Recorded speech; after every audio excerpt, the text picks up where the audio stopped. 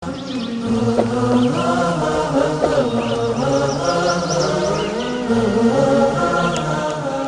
آیات قرآن اطلاعاتی درباره مسائل علمی و اخباری درباره آینده و حقایقی که کسی در آن آگاهی نداشته بیان شده است.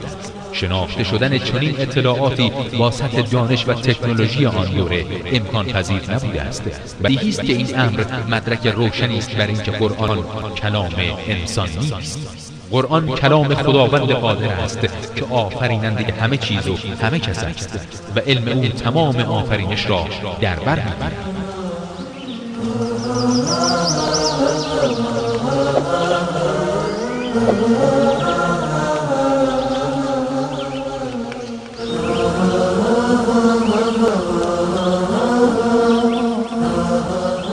هدف اینه که پیام الهی به بندگان الله رسانده بشه.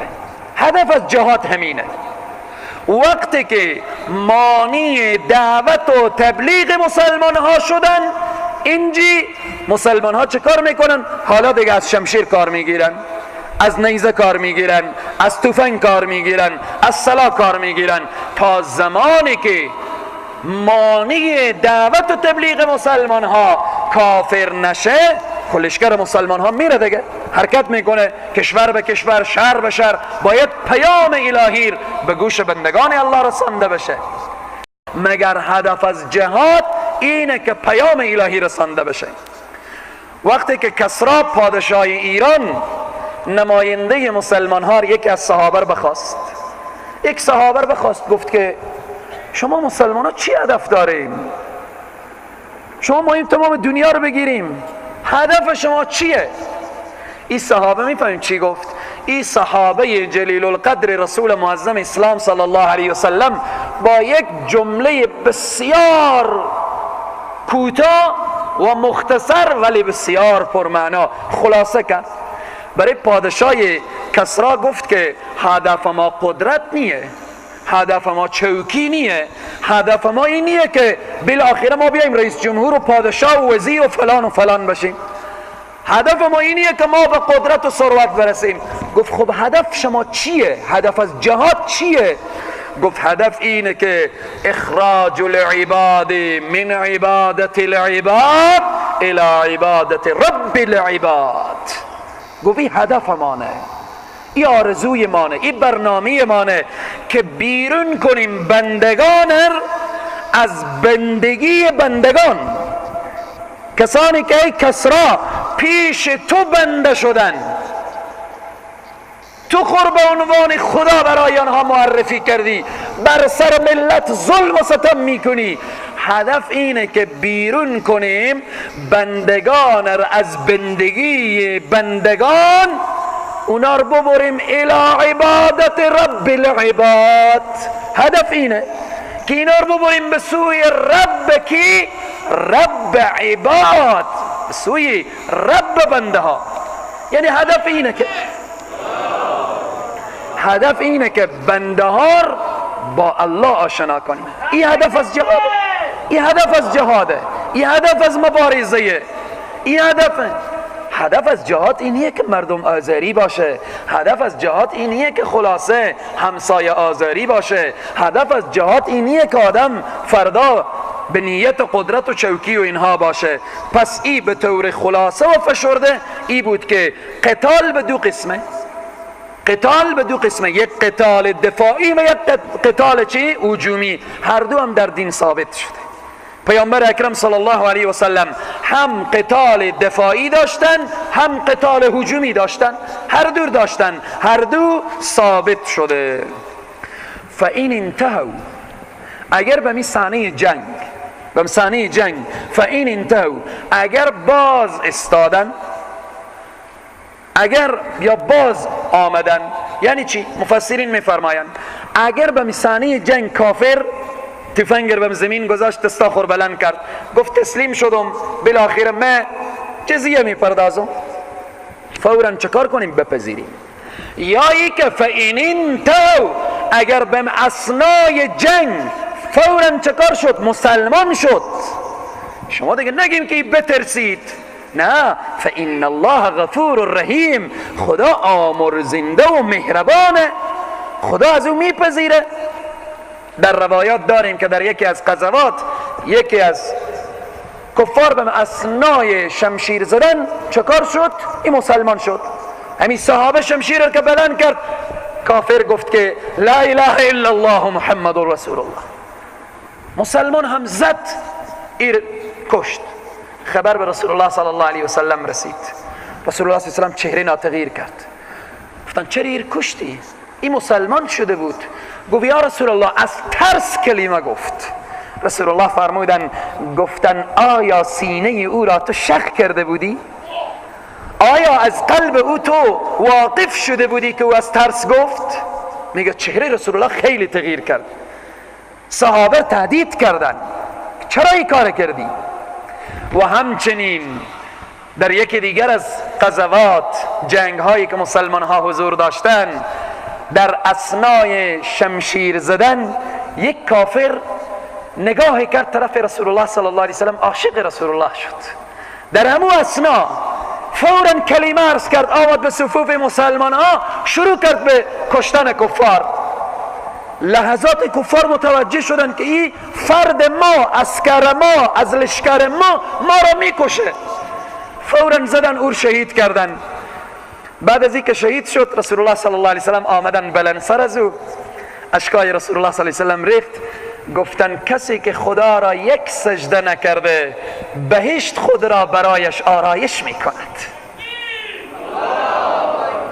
خدا را یک سجده نکرده، به خاطر که فرصت نشد که بیای یک رکعت نماز بخوانه، فرصت نشد که الله را یک مرتبه سجده کنه، ولی چند دقیقه، شاید 10 دقیقه، نیم ساعت عمر کرد در اسلام، نیم ساعت، 1 ساعت عمر کرد، از عمر خود استفاده کرد، بهشت در مال خود کرد، بهشت در جایگاه خود کرده، رضایت الله را از آن خود گردانید.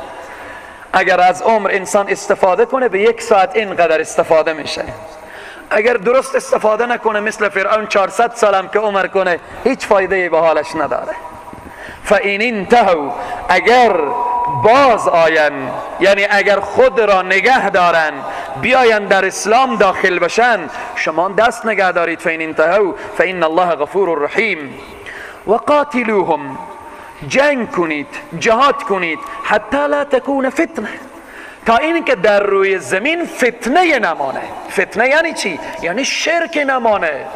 هدف جهاد اینه، شما جهاد کنید، مبارزه کنید که شرک از بین بره، شرک و بت پرستی از جامعه دور بشه. و یکون الدین لله، و باش دین برای خدا. شما جهاد کنید که احکام خدا جاری بشه، شما جهاد کنید که بندگان خدا مراسم عبادی خدا درست و صحیح انجام بدن. و یکون الدین لله. فإن انتهوا، باز تاکید میکنه اگر باز آین، اگر دست نگه دارن از شرک و از فساد، فلا عدوان، پس تجاوزی نیه دیگه، شما تجاوز نکنید. الا علی الظالمین، مگر این که شما اگر تعدی و بالاخره تجاوزی هم صورت میگیره، مگر بر ظالمین، فقط بر ظالمینه. او کسانی که خرباز میدارن، او کسانی که بالاخره از جنگ دست میکشن، شما حق ندارید چکار کنید؟ آنها را از بین ببرید. الشهر الحرام بالشهر الحرام، در ادامه بحث جهاد حرمت ماهای حرام را بیان میکنه.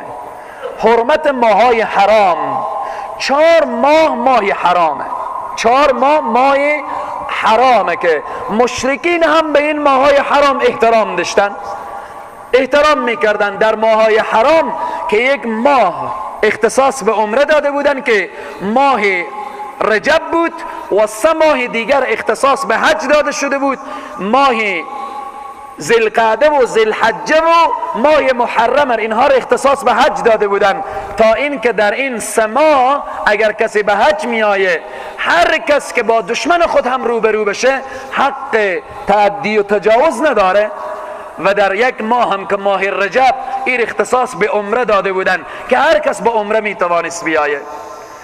در ادامه این بحث ماهای حرام بیان میکنه که اگر ای مسلمان ها در ماهای حرام هم اگر مشرکین با شما شمشیر کشیدن و تجاوز کردن و بالاخره جنگ و قتال کردن، شما هم حق دارید که در مقابل از اینا ایستاده شوید.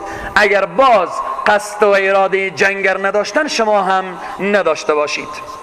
همین آیه اشاره میکنه الشهر الحرام و بالشهر الحرام والحرمات قصاص. ماهای حرام به مقابل ماهای حرام. یعنی چی؟ یعنی حرمت ماهای حرام که به نزد شما ای مشرکین احترام داره، مسلمان ها هم به این ماها احترام قائله. والحرمات و قصاص، حرمت ها با هم دیگر مساویان. یعنی چی؟ یعنی محترم ها محترمن.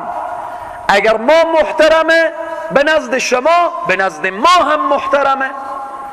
اگر ذوالقعده و ذوالحجه و محرم و رجب به نزد شما محترمه، به نزد ما هم محترمه. فمن اعتدا، پس کسی که تجاوز کند، تعدی کند، به اصطلاح حمله کند علیکم بر شما، فاعتدوا علیه، پس تجاوز کنید، شما هم حمله کنید. علیه، بر چی؟ بر او. بمثل ما اعتدا، مانند آنچه که تعدی کردن و تجاوز کردن علیکم بر شما. اما این نکته باید متوجه باشیم، کافر که تجاوز میکنه، مثلا کافر تجاوز میکنه میندازه خور به سرزمین مسلمان ها، مثل که امروز در سوریه کفار بشار اسد وقتی حمله میکنن طفلر میکشن، زنر میکشن، موسفیدر میکشن و خلاصه میبینیم که لشکر یهودیت و مسیحیت و بالاخره سپاه یهودیت و نصرانیت به هر کشوری که داخل میشه، در افغانستان، در عراق، به هر خانه چقدر طفلای معصوم شهید کردن، چقدر زنها شهید کردن، چقدر موسفیدها شهید کردن. به همین طریق این آیه مبارکه وقتی که میگه طوری که به شما تجاوز کردن، شما به مثل معتدا، به مثل از اینا، یعنی چی؟ یعنی جواب تجاوز از اونا رو به طریق شرعی بدین. ایتنی که اونا طفلا رو بکشتن، شما هم بریم طفلا اینا رو بکشیم. اونها زنها رو کشتن، شما هم زنها رو بکشیم. اونها موسفیدا رو کشتن، شما هم موسفیدا. نه، چنین نه. شما جواب رو به طریق شرعی بدیم، اخلاق اسلامی رو نشان بدیم. پدر موسفیدی که اگر کافر هم باشه، دست مهر و نوازش رو سر از او بکشیم، اخلاق اسلامی رو به اون نشان بدیم. زن که ضعیفه، حق نداریم زنها رو بکشیم. طفل او چی گناهی داره؟ او بزرگ بشه، احتمال داره بیایه به دین مبین اسلام، شما حق نداریم. پس این آیه مبارکه وقتی ترجمه میشه خیلی مهمه. آیه میگه فمن اعتدا، اگر تجاوز کردن بر شما، فاعتدوا علیه، پس شما تجاوز کنید علیه بر اونها یا بر او، بمثل ما اعتدا علیکم، مانند که تجاوز کرده بر شما. یعنی چی؟ یعنی جواب تجاوز اینا رو به طریق شرعی بدیم. او جنایاتی که کافرها میکنه شما مسلمان ها دیگه نکنید. اگر کافر هم قتل عام کنه، مسلمان هم قتل عام کنه، پس اخلاق اسلامی کجا شد؟ اگر کافر هم طفل بکشه، مسلمان هم طفل بکشه، پس اخلاق محمدی کجا شد؟ اگر کافر هم بیاید تجاوز کنه و مسلمان هم تجاوز کنه، پس اخلاق اسلامی و قرآنی کجا شد؟ آیه مبارکه میگه واتقوا الله، بترسیم از خدا، واعلموا، بدانیم ان الله مع المتقین، همان خدا همراه پرهیزگارانه. مجاهد باید متقی باشه، مجاهد باید پرهیزگار باشه، مجاهد باید با تقوا باشه، مجاهد هر لحظه این ندار بلند سر خوب بشنوه واتقوا الله، بترسید از خدا. هر لحظه به هر گوشه‌ای که مجاهدینن، این توصیه منه که برادر عزیز به خاطر خدا حرکت کردی، صبر کن، استقامت کن، به فقر بساز، به مشکلات بساز، به سختی ها بساز. بهشت برایتون وعده داده شده، نعمت الله سبحانه تعالی، رضایت الله سبحانه تعالی. قطعا جواز نداره که به نام جهاد مردم آزاری بشه، به نام جهاد ظلم بشه، به نام جهاد تعدی بشه و تجاوز بشه، قطعا جواز نداره. میتونی با همون شکم گرسنه جهاد بکن و نمیتوانی، نشه که خدای نخواسته به نام جهاد آبروی اسلام و قرآن و اینها خدشه‌دار بشه. چند روز پیش یک برادری بسیار جریان، امروز دشمن خیلی تلاش میکنه که آبروی مجاهدین ببره، خیلی تلاش میکنه که آبرو بر بالاخره ضربه بر پیکر جهاد بخوره. اگر 4 نفر آبروی جهاد رو بردن، ما اونا رو به نام مجاهد نمیشناسیم. چند روز پیش یک برادری، دیروز بود فکر میکنم، برادری قصه کرد که یکی از تلویزیون ها نشان داده که یک شخص به نام قماندان فلان مجاهد و بالاخره ما از قماندان های جهادی و اینها، چون از کدو ولایت و اینها، بعداً زبان آدم نمی آیه گفته که من در وقت جهاد و بالاخره من فلان عمل زشت لواطت را انجام میدادم، نعوذ بالله من ذلک. خب این به تلویزیون ها پر کردن، تیار کردن به نامی که آبروی جهاد را خدشه‌دار کنن، آبروی مجاهد را ببرن. برادران عزیز و بزرگوار، اینهایی که میکشن به ناحق، اینها مجاهد نیان. اینهایی که ظلم میکنن، اینها مجاهد نیان. مجاهد اونه که فی سبیل الله به خاطر خدا بیرون میشه. مجاهد اونه که به خاطر دفاع از ناموس مسلمان بیرون میشه، نه این که به ناموس مسلمان تجاوز کنه. ما باید فرق مجاهد و فرق دزد رو بکنیم. ما باید فرق مجاهد و فرق قطاع الطریق رو بکنیم. امروز هر جنایتی که انسانهای بدبخت و شقی میکنن به پای مجاهدین عزیز ما تمام میشه. آبروی جهاد و مجاهد انسانها خدشه‌دار کردن، یا قتلهای عجیب و غریبی که به داخل موبایل ها انتقال خورده، اینها رو میگن انی جهاد، انی مجاهد. درست شریعت اجازه داده که کافر رو بکش، کافر رو از بین ببر، اما باید متوجه باشیم اگر مجاهدین پاک داریم، خیلی هم از گروپ ها شاید باشه که انگلیس رو تقویه کنه. برو به نام جهاد آبروی جهاد رو ببر، برو ظلم کن، برو ستم کن، برو آدم کشی کن، برو دزدی کن به نام جهاد و مجاهد. پس این سروران عزیز و بزرگوار، جهاد خیلی ارزش داره، مجاهد خیلی ارزش داره. کسانی که جهاد کردن قابل قدرن، کسانی که پای خور از دست دادن، جان خور از دست دادن، مال خور از دست دادن. این شهر شهدای شهره که ما هزارها نفر معلول داریم در این شهر، اونا قابل قدرن. مجاهدین قابل قدرن، موسفیدایی که به این جمع ششتن اینا مجاهدن. عاشق جهاد باشیم، عاشق جهاد باشیم، نه عاشق مقام و پست و چوکی. عاشق جهاد باشیم، جهاد کنیم فی سبیل الله، به خاطر اعلای کلمت الله. جهاد گفتیم شاخه های گوناگونی داره، همه ما در تمام عرصه ها خدمت به دین میتونیم ما خود را جزء مجاهدین بگردانیم. پس به اینه که این آیه مبارکه اشاره میکنه واتقوا الله، بترسید از خدا. ای مجاهدین بترسید از خدا، واعلموا، بدانید که ان الله مع المتقین، خدا همراه متقینه، خدا همراه پرهیزگارانه. پس مجاهد باید با تقوا باشه، مجاهد باید خدا ترس باشه، مجاهد باید احکام جهاد رو بدانه و بفهمه و باز به جهاد بره. ادامه آیه می فرمایه و انفقوا فی سبیل الله. الله اکبر.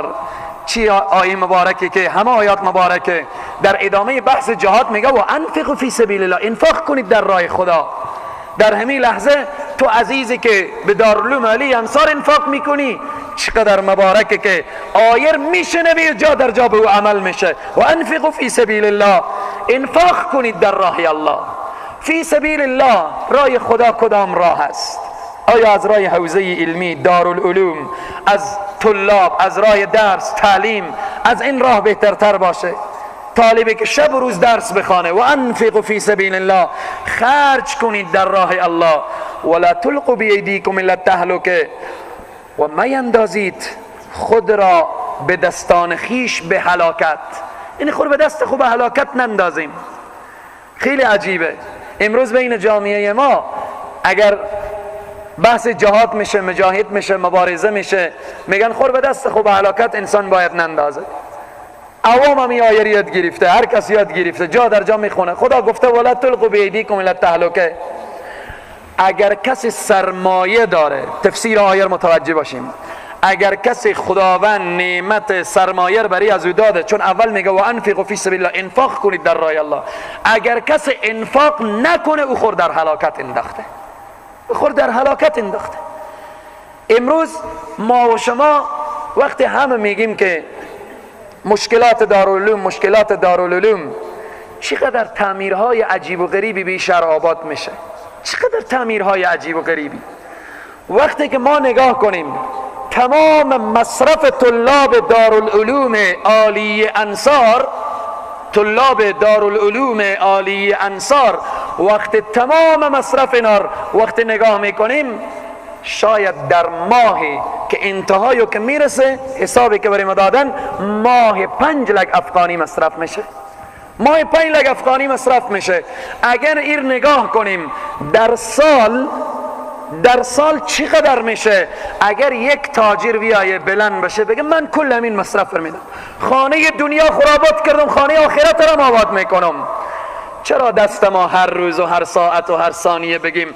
اما ما به این دست دراز کردن افتخار میکنیم، به این افتخار میکنیم که 1 افغانی 100 افغانی تو برادری که به اخلاص به این پتو میندازی، از میلیون ها دلار بی خیر و بی برکتی که خدای نخواسته از راه حرام بیایه، 100 افغانی با ارزش تره. پس و انفقوا فی سبیل الله، انفاق کنید در راه الله سبحانه و تعالی، ولا تلقوا بایدیکم الی التهلکه، و شما خود به دستان خوب هلاکت نندازید. ارتباط به ولا تلقوا بایدیکم الی التهلکه ارتباط به یک نکته دیگه هم اشاره میکنیم. یک عمل انتحاریه، یک عمل استشهادیه. خیلی دوستا پرسان میکنن انتحاری جواز داره؟ نه جواز نداره. انتحاری خلاصه چی حکم داره؟ انتحاری حرامه. انتحار یعنی نابودی، اما عمل استشهادی جواز داره. از این آیه مبارکه حال ما و شما میدانیم.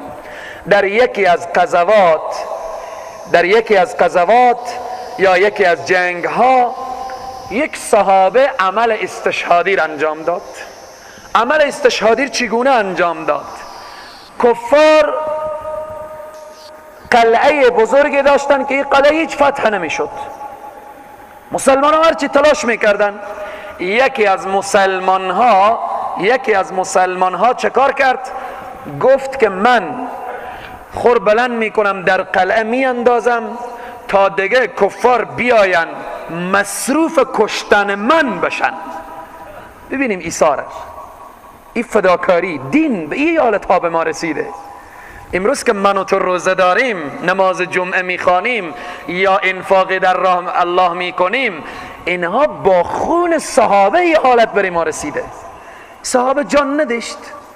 این صحابه گفت که من در این قلعه حمله میکنم، کفار مصروف کشتن من بشن، تا جایی که توان داشته باشم که میکشم. مصروف کشتن من که شدن، شما مسلمان ها حمله کنید. یکی از صحابه وقتی که این کار کرد، مشرکین و کفار مصروف کشتن و بالاخره زد و خورد با او صحابه شدن و او صحابه در اثنایی که جام شهادت را می نوشد دیگه مسلمان ها حمله کردن، فتح و ظفر و پیروزی نصیب مسلمان ها شد. بعداً بین صحابه حرفای رد و بدل شد. یک صحابه گفت که یکی به یک دیگه می گفت که ولا تلقوا بایدیکم الی التهلکه، باید آدم خور به هلاکت نندازه. این صحابه خور به هلاکت انداخت، این جان خور به هلاکت انداخت. این حرف نار حضرت ابو ایوب انصاری رضی الله تعالی عنه، صاحب رحل رسول الله صلی الله علیه وسلم شنیدن. ابو ایوب انصاری جد خواجه انصار، جد ما، وقتی که این حرف را شنیدن، این بزرگوار این صحابه جمع کردن، گفتن شما بیایید که جریان رو برای شما بگم. تفسیر این آیه گفتن من میدانم که این آیه چگونه تفسیری داره. حضرت ابو ایوب انصاری گفتن، حضرت ابو ایوب انصاری وقتی که در مدینه منوره فتح و ظفر و پیروزی و کامیابی نصیب مسلمان ها شد و مسلمان ها قوی شدن و مسلمان ها جرأت و شهامت و بالاخره قوت گرفتن، حضرت ابو ایوب انصاری میگه که ما خیلی خوشحال شدیم، گفتیم حالا دیگه مسلمان ها پیروز شدن، مسلمان ها قوی شدن، ما دیگه حال بریم دنبال کشت و زراعت و باغ و بالاخره در نخلستان ها و دنبال کار و تجارت و معامله بریم، یعنی دست از جهاد بکشیم، حالا دیگه بس دیگه پیروز شدیم، پیروزی آماد. میگه وقتی ما این فکر و این نیت در کردیم، رسول الله صلی الله علیه و سلم خبر شدن. بعد از آن که ما میخواستیم دست از جهاد بکشیم، این آیه نازل شد که ولا تلقوا بایدیکم الی التهلکه. دست از جهاد کشیدن اینه که خود را به هلاکت انداختنه. هر کس که دست از جهاد بکشه خود به هلاکت انداخته، یعنی خود هلاک کرده. پس این آیه مبارکه چقدر تفسیر زیبایی داره. اما امروز بین جامعه با مجردی که اگر یک مسلمان شهید میشه، فوراً یکی میگه ولا تلقوا بایدیکم الی التهلکه. آدم باید خود به دست خود به هلاکت نندازه. نه، باید تفسیر آیه مبارکه رو بفهمیم. هر زمانی که انسان دست از جهاد کشید، دست از مبارزه کشید، این خود در هلاکت انداخته. در اینجا یک نکته دیگر اشاره میکنیم. بین جامعه متاسفانه بعض انسان ها عرصه زندگی که بر سر از اون تنگ میایه، خصوصا بیشتر که قشر خواهرها و این عمل زشت دامنگیر بعضی از خانم هایی که وقتی به سر از اون مشکلاتی میایه فوراً خوراتش میزنن، خور در میدن. وقتی که خور در میدن و خور آتش میزنن، بعضی انسان ها چی میگن؟ میگن که این انسان مرتد شده. انسان چه کار شده؟ مرتد شد. انسانی که خودکشی کنه تا زمانی که خودکشی برای خود حلال ندانه، اون مرتد نمیشه. مرتد کسیه که از دین جدا بشه. مرتد کسیه که از قرآن و اسلام رو بگردانه بره طرف دینهای یهودیت و مسیحیت و بالاخره غیر اسلام را قبول کنه. این انسان رو میگن مرتد. بناهن اما باید این نکته را متوجه باشیم، آنهایی که خود به هر وسیله‌ای که خود از بین میبرن، یا به وسیله آتش زدن یا به وسیله بالاخره دیگه آل و ابزارهایی که کشتن داره، اینها بدانن که یک قتل چکار شدن؟ مرتکب شدن، قتل نفس کردن. اگر کسی همین کشتن خور برای خود حلال بدانه، چون یک حرام حلال گفته انسان کافر میشه و رسیم مرتد میشه. اما اگر ایر برای خود حلال ندانه، گناه عظیم و بزرگ در آخرت داره. به این واسطه آیه مبارکه هست. آیه دیگره که شما نفسهای خور نکشید. هیچ کس حق نداره که خور بکشه و هیچ کس هم حق نداره مرگ خور طلب بکنه. اگر خور کشت و مرگ طلب کرد، عواقب خطرناکی داره. در حدیث شریف میاره که هر انسانی که خور آتش بزنه و در بده و هر انسانی که خور به هر وسیله‌ای که بکشه، چه کاره؟ به صحرای محشر یا بعد از مردن همان آله و اسباب به دست از او داده میشه، او خور میکشه و بالاخره زنده میشه، میکشه و زنده میشه. به همین طریق او به عذاب گرفتار تا صحرای محشر و تا روزی که خدای تبارک و تعالی او رو ببخشه. پس این خیلی مهمه که اگر خواهرها به خانه مشکلاتی دارن، اگر به محیط مشکلاتی دارن، اگر برادرها دچار مشکل میشن، تمام دوای همه مشکلات صبره. ان الله مع الصابرین. خدا همراه صابرینه. خدای تبارک و تعالی توفیق بده که همه ما صابر باشیم. و همچنین خواهرها باید متوجه باشن که آتش زدن و کشتن انسان راحت نمیشه. انسان به عذابهای گوناگونی گرفتار میشه بعد از رفتن. خدای تبارک و تعالی عفو و تقصیرات آنهایی که به وسیله آتش و اینها خود را کشتن و رفتن، خداوند عفو و تقصیراتشان را بکنه. با برکت ماه مبارک رمضان خداوند اونها را ببخشه و الله سبحانه و تعالی به اشخاصی که دچار مشکلات گوناگونی میشن صبر عنایت بفرمایه، استقامت عنایت بفرمایه. و انفقوا فی سبیل الله، شما انفاق کنید در راه الله سبحانه و تعالی. ولا تلقوا بایدیکم الی التهلکه، و شما نیندازید به دستان خود را چی؟ به هلاکت، که این را هم دانستیم ترک جهاد چیه؟ انداختن به هلاکته. ادامه باز میفرمایه و احسنوا ان الله یحب المحسنین، شما نیکویی کنید. احسنوا یعنی شما با اخلاص باشید. اگر در جهاد میری به اخلاص بروید، اگر انفاق میکنید به اخلاص انفاق کنید، اگر صدقه میدهید به اخلاص. همه برنامه ها به اخلاص ارتباط داره. ان الله یحب المحسنین، خداوند دوست داره نیکوکارانه. تو کسی که در جهادی الله تو دوست داره، تو کسی که انفاق میکنی الله تو دوست داره، تو کسی که در نماز آمدی الله تو دوست داره، تو کسی که روزه میگیری الله تو دوست داره. از این نعمت عظیم و بزرگتر چی باشه دیگه؟ از این نعمت بالاتر چی باشه؟ ان الله، همانا خدا، یحب المحسنین، خدا دوست داره نیکوکارانه.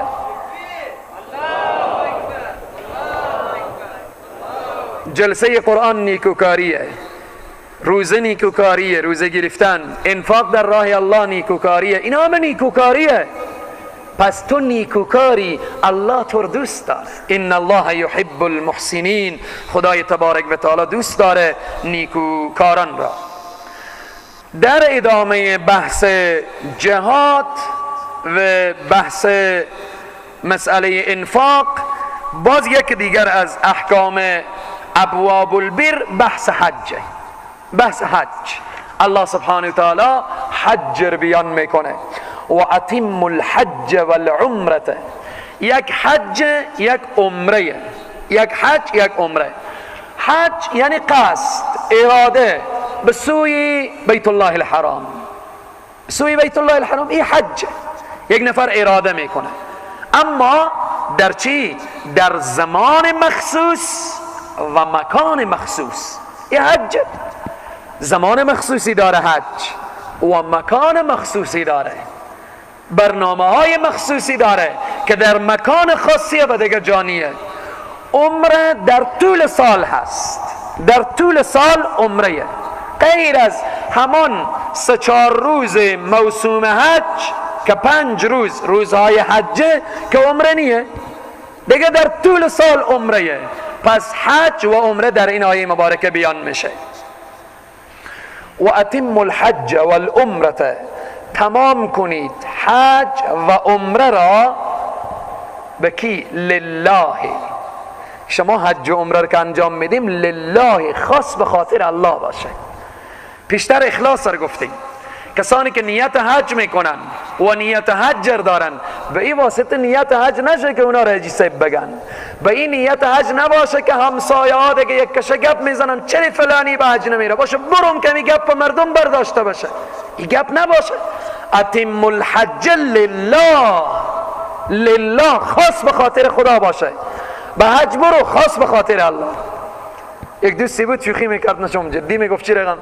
میگفت $5000 خورم مصرف کردم، حج رفتم بیامدم، حالا یکی مرا حجی صاحب نمیگه. بمیتونی؟ حالا حجی صاحب میگن یا بگن یا نمیگن، بمیتونی؟ اتم الحج والعمره لله، حج کنید به خاطر خدا، نه به خاطر دیگه چیزی، نه به خاطر شهرت، نه به خاطر بالاخره بگن فلانی به حج رفته، نه به خاطر بالاخره این که تنه و حرف دیگران بر سر باشه که اینا تمام بشه. نه، لله، خاص به خاطر الله سبحانه و تعالی. فین احصرتم، یکی از احکام حج بیان میشه. حجی محصر، حجی محصر چگونه حجیه؟ در گذشته ها چون تیاره نبوده، موتر نبوده، مردم پیاده میرفتن از گوشه و کنار به حج. وقتی که به حج میرفتن هدیه خود همراه خود میبردن. وقتی که حاجی حرکت میکرد هدیه و هم همراهی بود، در وسط را یک مشکلات پیش میاد که این رفته نمیتونه، احصار. منع میشد، بالاخره بند میشد.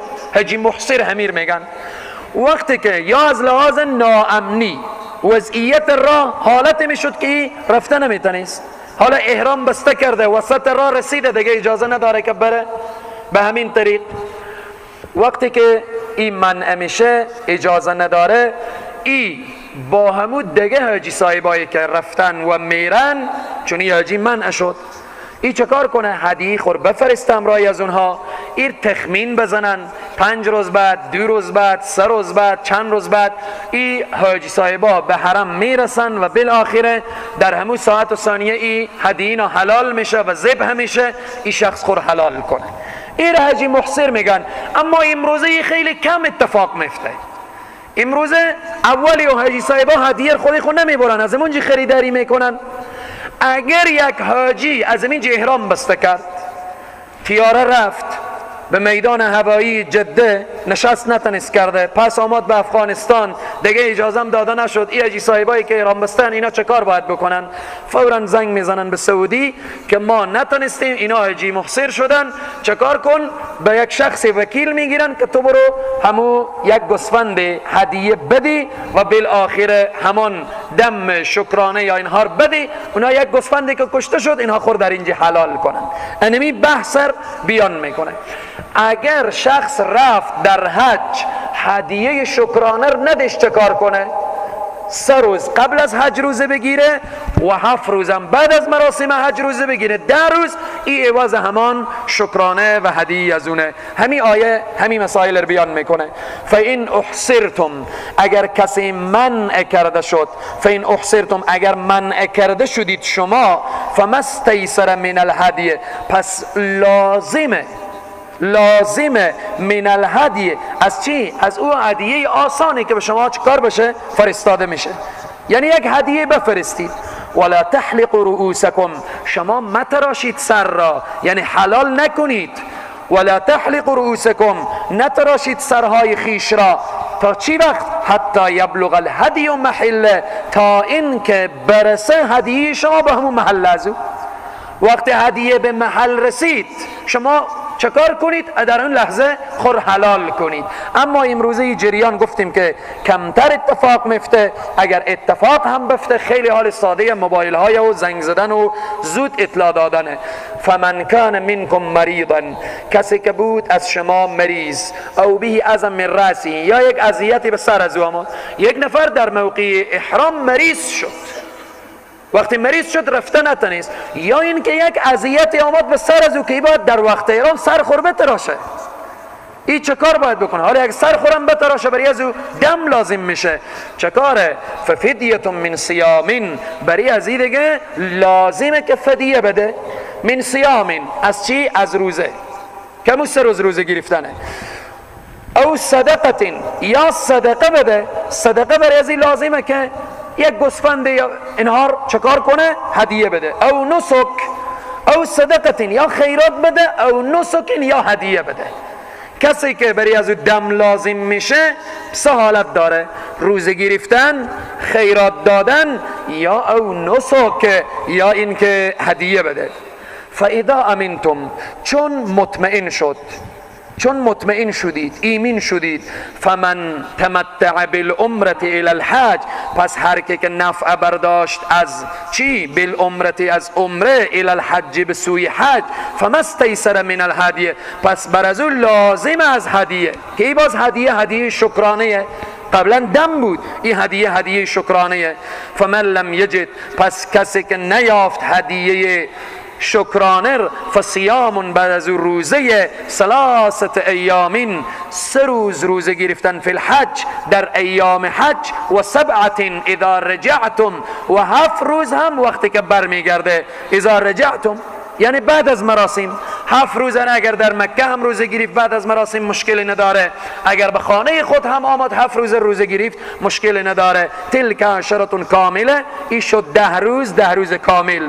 ذالک همین حکم همین حکم که بیان کردیم که هدیه بده، لمن لم یکن اهله، برای کسی که نمی باشه اهله حاضر المسجد الحرام، از اهل چی؟ باشندگان مسجد الحرام. یعنی هدیه شکرانه برای حاجی مفرد نیه، این حکم فقط برای حاجی قران و حاجی تمتع، برای حاجی قران و حاجی تمتع. واتقوا الله، بترسید از خدا، واعلموا، بدانید که ان الله شدید العقاب، خدای تبارک و تعالی سخت چیه؟ عذاب کننده، عذاب خدا خیلی سخته. به طور خلاصه و فشرده ارتباط به حج، به طور خلاصه و فشرده ارتباط به حج. حج به سه قسمه: حاجی قرانه، حاجی تمتع و حاجی مفرده. انشالله عزیزانی که نیت و اراده حج کردن و امسال میرن، خدای تبارک و تعالی حج مقبول و مبرور برای از اونا عنایت بفرمایه و خدای تبارک و تعالی نصیب این جمع و نصیب همه مسلمان ها بگردانه. حج قران، قران یعنی پیوست، یعنی پیوست. عمره و حج که یک جا پیوست میکنه با یک احرام، این میگن حجی چی؟ حجی قران. حجی تمتع، تمتع از فایده نفع برمیداره، اینه که حاجی وقتی وارد مسجد الحرام میشه، عمره خور انجام میده، خور حلال میکنه، حلال شد، لباس میپوشه، انتظار روزهای حج میکشه، باز دوباره نیت چی میکنه؟ نیت حج میکنه. این میگن حجی تمتع، یعنی فایده برداشته. حجی مفرد اونه که از خود حرم فقط احرام به حج میبنده، این میگن حجی مفرد یا حجی افراد. ماهای حج شوال، ذوالقعده، 10 روز از ذوالحجه، 2 ماه و 10 روز، این ماهای چیه؟ ماهای حجه. روزهای حج، روزهای حج 5 روزه. روز 7 ذوالحجه شروع میشه، 7 ذوالحجه شروع میشه، 8، 9، 10، 11 و بالاخره که اصل از روز 7، یعنی 5 روز روزهای حج. حج فرایضی داره، واجباتی داره که نمیشه اینها فرائض و واجبات و اینها. فرض داره حج، 35 واجب داره که به ترک 25 واجب هر کدوم از این 25 تا ترک بشه به حاجی دم لازم میشه. به ترک 10 واجب دیگر دم لازم نمیشه، ولی اگر حاجی یک صدقه بده، کار نیک و کار مبارک و کار خوبیه. خلاصه این که حج یک شانس دیگه، مثل که رمضان یک شانس طلاییه، حج هم یک رکعت نماز 100,000 رکعت داخل مسجد الحرام. هر لحظه رحمت الله سبحانه تعالی داخل مسجد الحرام نازل میشه. نگاه کردن به طرف کعبه عبادت، نفس کشیدن به حرم عبادت، تنفس کردن عبادت، خواب شدن در حرم عبادت و خلاصه در زمین حرم دیگه عبادت، همه عبادته.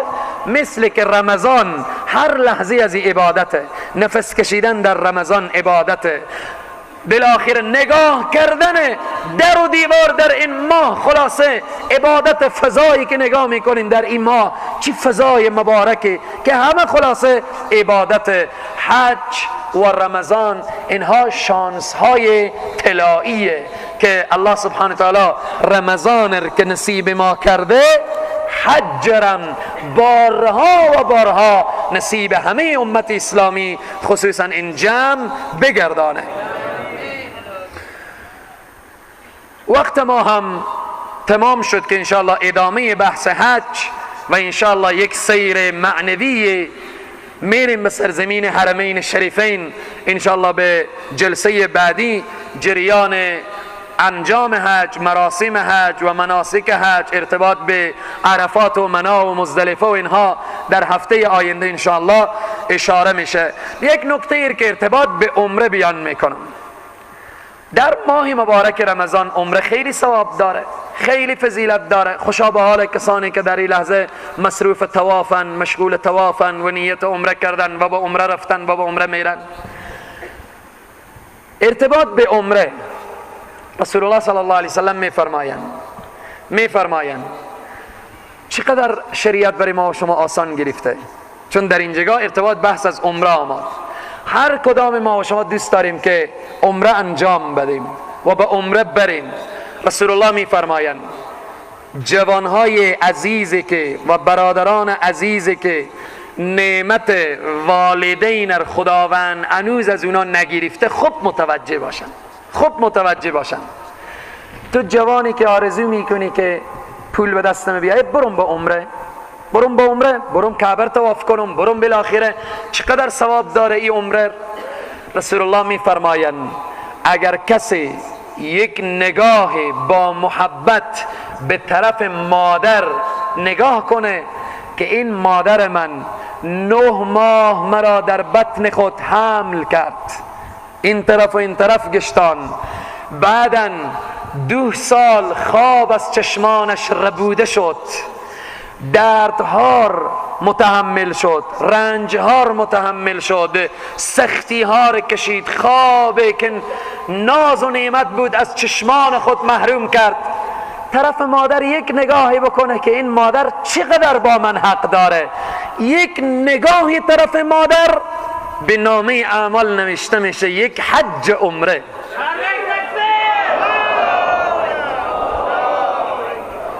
کسانی که این نعمت هنوز از شما گرفته نشده که الحمدلله از ما هم الحمدلله گرفته نشده، خداوند عمر با خیر و با برکت به والدین عزیز و گرامی من و برای همه پدران و مادران عنایت بفرمایید.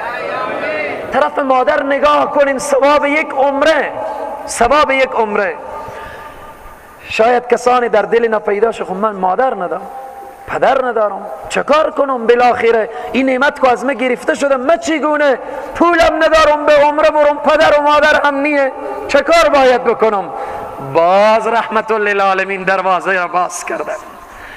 کسی که نماز صبح میخوانه، بعد از نماز صبح در مسجد می نشینه و به یاد خدا نشسته، به تلاوت قرآن نشسته تا افتو میزنه، وقتی که افتو طلوع کرد، آفتاب طلوع کرد، 2 رکعت نماز اشراق میخوانه، به مجردی که سلام داد بعد از 2 رکعت نماز در نامه اعمالی نوشته میشه یک عمره.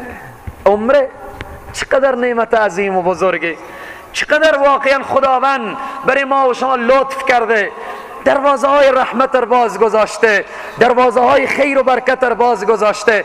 فقط انسان میخواد که تلاش بکنه، انسان میخواد که زحمت بکشه، انسان میخواد که از این دنیایی که ما و شما میگیم دنیای فانی، انسان میخواد که به خوب بهشت بسازه، هزارها قصر بسازه.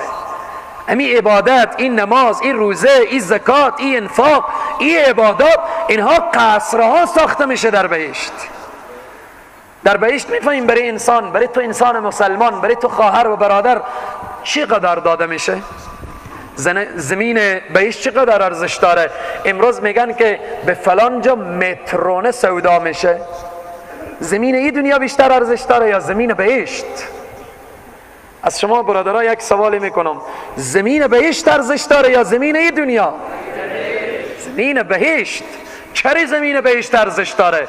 به زمین بهشت غم نیه، به زمین بهشت درد نیه، به زمین بهشت مشکلات نیه، به زمین بهشت پیری نیه، به زمین بهشت سستی و ضعیفی نیه، به زمین بهشت عشق، محبت، شادی، سرور، عیش، نوش، استراحت. زمین بهشت کیفه، زمین بهشت ولکم فیها ما تشتهی انفسکم. زمین بهشته. برای تو انسان مسلمان چند متر داده میشه؟ چند دنگ، چند جریب، چند داده میشه؟ میگه همون انسان گناهکاری که از جهنم بیرون شه بره به بهشت. ولی برای تو انسان مسلمان که صائمی در رمضان، باب الریان به تو وعده داده شده. باب الریان یک دروازه مخصوص تعلق به روزداران ماه مبارک رمضان.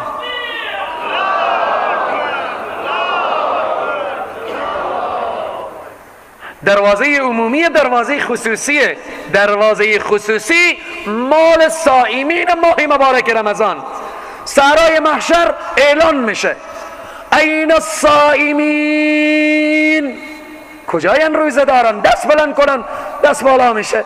وقتی دست بالا شد الله سبحانه و تعالی میگه باب الریان، این دروازه ریان مخصوص تو صائمین است، مخصوص شما صائمین، روزه‌داران، کسانی که تشنه‌ای، آب نمی نوشی، گرسنه‌ای، غذا نمی خوری، خلاصه خواهشات نفسانی به تو پیدا میشه، دست به حلال تا حتی دراز نمی کنی. باب الریان، این دروازه و این بهشت مال تو هست. بفرما در حدیث شریف میاره او انسانی که از جهنم نجات پیدا کنه وقتی به بهشت داخل بشه، به اندازه‌ای که چشم کار میکنه در بهشت برای از او همین قدر جاه میدن، همین قدر جاه میدن. اما تو انسان روزدار که به بهشت داخل میشی، الله نصیب کنه و نصیبم میکنه، مطمئن باش باب الریان به تو وعده داده شده. ان الله لا یخلف المیعاد، خدا وعده خلاف نیه، از وعده خو هم خدا نمیگرده، وعده داده، جواده، سخاوتمنده. وقتی که تو انسان مسلمان به بهشت داخل میشی، بلند میشی بالای قصر، بالای قصر خو که بلند میشی، به به، قصرهای بهشت در روایات آمده که ستونها از او از خشت چیه؟ از طلا و نقره، حالتی داره که از درون و بیرون، حالت بلوره دیگه، از بلور ساخته شده. بلور مثالیه که ما بفهمیم، اما خدا بهتر میدان از چی ساخته شده. خاک بهشت عطره، ریگ بهشت لعل و جواهره. این انسانی که در این لحظه تو تشنه‌ای و گرسنه‌ای به خاطر الله به خانه الله نشستی، بلند میشی بالای قصر، دردم نیه، رنجم نیه، غمم نیه، مصیبتم نیه. وقتی که تو به این زینها بلند میشی، 70 تا حورم تو رو بدرقه میکنه. 70 تا حوره، 70 تا حور کوشگزاره، خدمتیه. بلند میشی بالای قصر، یک نگاهی میکنی که عجب قصر بهترتر و زیباتری به کنار از اینه. میگه ای الله ای از کینه؟ میگن ای هم از تونه، ای هم مال تونه. خیلی خوشحال میشی، پایین میشی، میری با اون قصر بالا میشی، نگاه میکنی که پشت این قصر زیباتر و مجللتر و زیباتر. ای الله ای از کینه؟ میگن ای هم مال تونه، اینا نمازاتونه، روزهاتونه، زکاتاتونه، حجتونه، انفاقتونه، خوبی هایی که در دنیا کردی. از دنیا مزرعه الاخره، اینا کشتایی که کردی همونایه. از این قصر میره به قصر دیگه، یک 7-8 10 تاری طی میکنه، یکی از یک دیگه بهترتر. بعد میگه خدایا تا کجا از منه؟ خدا میگه تا جایی که چشم کار میکنه از تونه. بهشت ایتنیه که شلوغ باشه، کسانی که رفته باشن جار گرفته باشن، برای ما جا نمانده باشه. نه، اردوها که ارض السما، پهناور بهشت به اندازه پهناور زمین و آسمانه. این مثالیه که یعنی به اندازه زمین و آسمان چقدر فاصله ایه. پس این بهشت چه کار میکنه؟ در شب اول ماه مبارک رمضان در حدیث شریف میاره خدای تبارک و تعالی به اهل بهشت میگه، به ملائکه میگه بریم بهشت را آرایش کنیم. یعنی چی؟ بریم بهشت را آماده کنیم، بهشت را پاک کنیم، بهشت را صافی بزنیم. بهشت کو پاکه، صافیه، به خاطر تفهیم ما و شما این را آماده کنیم. در حدیث میاره. بعد فرشته میگن یا الله در طول سال بهشت کو بهشته، اما به رمضانی چرا آرایش کنیم؟ میگه بهشت در بریم آرایش کنیم، زینت بدیم برای صائمین ماه مبارک رمضان، برای کسانی که روزه دارن بریم بهشت را آماده کنیم. الله به بهشت میگه تو خود آرایش کن، زینت بدی، مجلل شو، زیبا شو.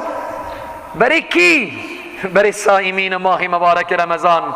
برادران عزیز و بزرگوار، هر لحظه که خیلی تشنه میشیم، خیلی گرسنه میشیم، خیلی مشکلات بالاخره گرسنگی و تشنگی بر سر ما غلبه میکنه، یاد ما از این بیایه که فتحت ابواب الجنه، دروازه های بهشت بازه، دروازه های جهنم مسدوده. یاد ما بیایه که بهشت آرایش میکنه قرب رمضان به صائمین رمضان. یاد ما بیایه از باب الریان. یاد ما بیایه که به صحرای محشر برای صائمین ماه مبارک رمضان چقدر عزت و احترام اونجا قائل میشن. تشنگی انسان، گرسنگی انسان، مشکلات همه دور میشه، برای ما ذوق پیدا بشه خدای تبارک و تعالی چقدر بزرگه، چقدر بزرگه. همه این نعمت‌ها برای ما و شما آماده کرده، ولی ما باید قدر خود بدانیم و منزلت خود و جایگاه خود و اینها رو بدانیم. ماه مبارک رمضان خیلی فضیلت داره. در ابتدای صحبت اشاره کردم که بعضی در گوشه و کنار روز خور دیده میشه، ولی خواهش ما اینه که برادر عزیز اگر کار شاقی داری در کار خود خلاصه کمتر بکن. اگر مشکلاتی داری اون مشکلات خود خلاصه بیار 50% بیار، خیر عاید تو کمتر میشه. از 1000 افغانی به 500 افغانی بیار، از 500 افغانی به 100 افغانی بیار. ماه مبارک رمضان نکن که این شانس طلایی از دست تو بره. 8 روز از رمضان گذشت، نگاه کنیم ماه مبارک رمضان میره، ولی ماه مبارک رمضان بارها و بارها میآیه. خدا بهتر میدانه که باز رمضان دیگری ما باشیم یا نباشیم. از شبهای رمضان، روزهای رمضان، ساعت و ثانیه رمضان، از این فرصت طلایی استفاده کنیم، جمع کنیم. افتادیم بین گنجها، جمع آوری کنیم. یک فرض 70 فرض، سبحان الله. این نماز جمعه 70 نماز جمعه نوشته میشه. این سنت هایی که میخوانیم معادل به فرض 1 روپیه‌ای که در راه الله میدیم 70 روپیه حساب میشه، 100 روپیه میدیم 700 روپیه حساب میشه. به همین طریق نگاه کنیم که چقدر الله سبحانه و تعالی دروازه رحمت را باز کرده. الله سبحانه و تعالی طاعت و عبادات همه ما و شما مورد قبول درگاه خویش بگردانه.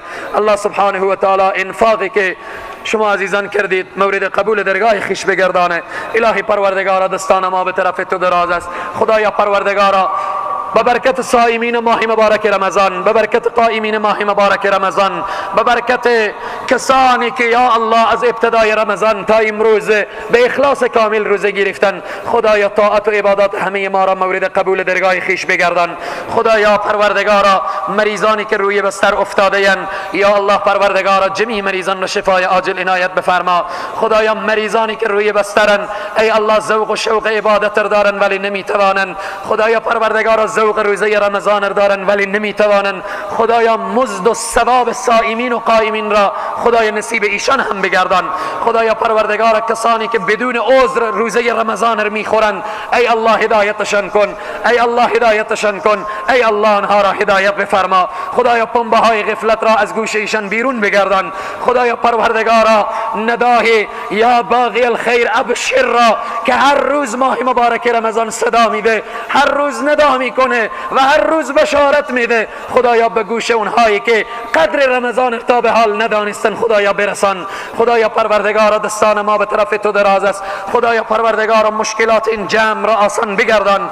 خدایا پروردگار دعای روز جمعه را تو گفتی من قبول میکنم، دعای روزدار را قبول میکنم. خدای پروردگارا این ماه مبارک و این روز مبارک و این جمع مبارک، خدای پروردگارا قلم عفو بر گناهان همه ما بکش. خدای پروردگارا مشکلات این جمع را آسان بگردان. خدایا مشکلات اقتصادیشان را، مشکلات سیاسی و خانوادگیشان را، خدای پروردگارا مشکلات همه را آسان بگردان. خدای پروردگارا ناامنی را از سرزمین ما دور بساز. خدا یک امنیت سرتاسری در کشور ما عنایت بفرما. خدایا پروردگار احکام قرآن را در سرزمین ما جاری بگردان.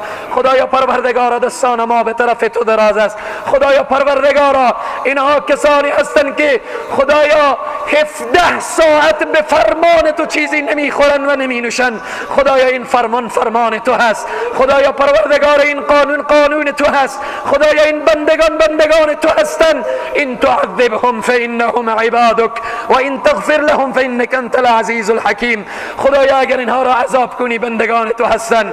خدایا اگر اینها را ببخشی از تو چیزی کم نمیشود یا الله. خدایا یک مشت دل را بخشیدی و یک مشت خاک را بخشیدی بخشیدی. خدایا دستان ما به طرف تو دراز است. یا الله پروردگارا، خدایا بزرگان و مستفیدان ما را حفظ بفرما. خدایا خواهر و برادر ما را حفظ بفرما. خدایا پروردگارا جمیع مریضان را شفای عاجل عنایت بفرما. خدایا آنهایی که اسیرن و بندیان، خدایا آنها را از قید اسارت، خدایا از قید زندان، خدایا اسباب خلاصیشان را فراهم کن و اونها را صحیح و سالم به خانهشان بر بگردان. خدایا پروردگارا، اونهایی که مسافر دارن، خدایا مسافرشان را صحیح و سالم داشته باش و صحیح و سالم با آغوش گرم خانوادهشان بر بگردان. خدایا پروردگارا دستان ما به طرف تو دراز است. یا الله خدایا درگاه تو درگاه نومیدی نیست. خدایا از درگاه تو نومید کس نرفته. یا الله ما هم نرویم. خدایا پروردگارا اونهایی که از تو غافلن هدایت کن. خدایا پروردگارا همه ما را هدایت بفرما. خدایا پروردگارا دل نمیشیم دستان خود را از طرف تو پایین کنیم. خدایا پروردگارا درگاه تو درگاه نومیدی نیست. یا الله پروردگارا روزه گرفتیم به خاطر تو، نماز میخوانیم به خاطر تو. خدایا اگر نیت حج داریم به خاطر تو، خدایا نیت جهاد داریم به خاطر تو. خدایا همه به خاطر تو هست. ان صلاتی و نسکی و محیای و مماتی لله رب العالمین. ان صلاتی و نسکی و محیای و مماتی لله رب العالمین. خدایا پروردگارا اعمال ما را از ریا و عجب و سمع پاک بگردان. خدایا پروردگارا اعمال ما را از ریا و عجب و سمع پاک بگردان. خدایا خالصانه و مخلصانه بگردان. خدایا پروردگار این جمع را در پناه اسمت خود داشته باش. خدایا حفظ بفرما. خدایا موفق دنیا و آخرت داشته باش. خدایا پروردگارا در روز قیامت در زیر سایه عرش خود این جمع را قرار بده. خدایا پروردگارا به صحرای محشر باب الریان را نصیب ما و همه صائمین بگردان. خدایا پروردگارا ما تشنه ایم. خدایا با لب تشنه با تو راز و نیاز میکنیم. خدایا پروردگارا این تشنگی به خاطر کی هست؟ خدایا پروردگارا هوا گرمه. خدایا ما به این واسطه روزه میگیریم که از گرمای محشر ما را حفظ کنی. خدایا ما روزه میگیریم به خاطر که از دشت سوزان محشر ما را حفظ کنی. خدایا پروردگارا تاریکی قبر خیلی سخته، عذاب قبر خیلی سخته. خدایا دشت سوزان محشر خیلی سخته. خدایا پروردگارا ما ضعیفیم، ما بیچاریم. خدایا ما طاعت و عبادات میکنیم به خاطر که قبر ما روشن بشه، به خاطر که قبر روضة من ریاض الجنه بشه، به خاطر که زیر سایه عرش نصیب بشه و رضایت تو نصیب بشه. یا الله پروردگارا، یا الله پروردگارا فقیریم، مسکینیم، بیچاریم، در تو در میزنیم. یا الله پروردگارا در تو در میزنیم. یک گدا به در تو آمده، تشنه به در تو آمدیم، گرسنه به در تو آمدیم.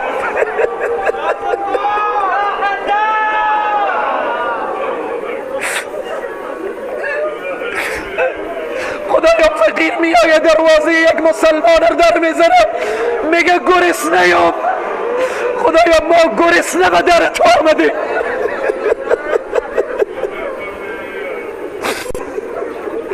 خدایا تشنه آمدیم. خدایا پروردگار عزت از دست ما را به سوی ما برمیگردان. خدایا پروردگار این جمع را مورد رحمت و مغفرت خود قرار بدی. خدایا این جمع را مورد رحمت و مغفرت خود قرار بدی. خدایا پروردگار رحمت خود را شامل همه مسلمان ها بگردان. خدایا پروردگار ماه رمضان ماه فتح، ماه پیروزی. خدایا فتح و ظفر و پیروزی نصیب همه مسلمان ها خصوصا ملت سوریه بگردان. خدایا پروردگارا در این ماه مبارک رمضان ملت سوریه خون میریزند، ملت سوریه جان میدم، ملت سوریه با آتش کشیده میشن. خدایا فتح و ظفر و پیروزی نصیب ملت سوریه و همه ملت ها و کشورهای اسلامی بگردان. خدایا پروردگارا تو کریمی، تو رحیمی، تو جلیلی، تو جباری، تو رحمانی، تو اللهی، تو پادشاهی، تو احکم الحاکمینی. خدایا قابل حمد و ستایش تونی. یا الله قابل سجده تونی، قابل عبادت و لیاقت و پرستش تونی. یا الله پروردگارا این جمع را ببخش. خدایا قلم عفو بر گناهان همه بکش. خدایا پروردگارا اشک موسفیدان رو به پیشت وسیله میکنیم. خدایا اشک جوانان تائب، خدایا اشک خواهر و برادر را به پیشت وسیله میکنیم. خدایا پروردگارا، همه ما مریضیم، همه ما مشکلات داریم، ولی با تو مراجعه کردیم. یا حلال المشکلات، یا شافی الامراض، یا حلال المشكلات، يا شافي الأمراض، اشف مرضانا، اشف مرضانا. اللهم ربنا تقبل منا إنك أنت السميع العليم، وتب علينا إنك أنت التواب الرحيم. يا الله يا رحمن يا رحيم. اللهم اغفر موتانا وموتى المسلمين، وسلم مسافرنا ومسافر المسلمين، واشف أمراضنا وأمراض المسلمين، واقض حاجاتنا وحاجات جميع المؤمنين. اللهم ربنا اغفر لنا ولإخواننا الذين سبقونا بالإيمان، ولا تجعل في قلوبنا غلا للذين آمنوا ربنا إنك رؤوف رحيم. اللهم ربنا هب لنا من أزواجنا وذرياتنا قرة أعين واجعلنا للمتقين إماما. اللهم ربنا هب لنا من أزواجنا وذرياتنا قرة أعين واجعلنا للمتقين إماما.